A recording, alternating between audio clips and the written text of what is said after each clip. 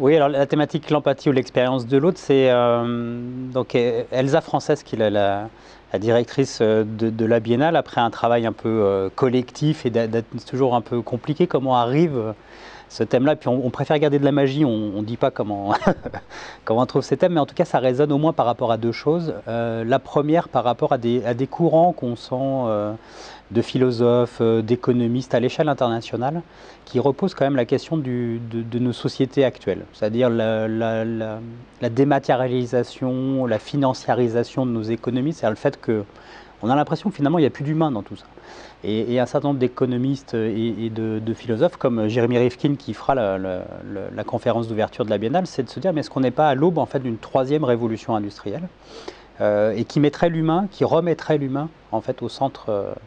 des processus. Donc regarder l'autre, voir quel est son vécu, quelle est son expérience, et donc du coup être en capacité de lui développer et de lui mettre à disposition des choses qui lui correspondent. Et puis la deuxième résonance, c'est par rapport au métier de designer.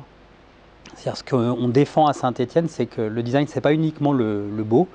bien sûr, c'est le beau, mais c'est aussi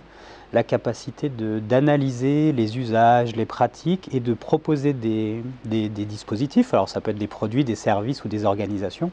qui permettent de lui faciliter la vie. Et donc pour nous, le propre effectivement de la discipline design et de la démarche du designer, c'est d'être en empathie avec les utilisateurs pour être en capacité de faire des propositions qui soient nouvelles ou différentes.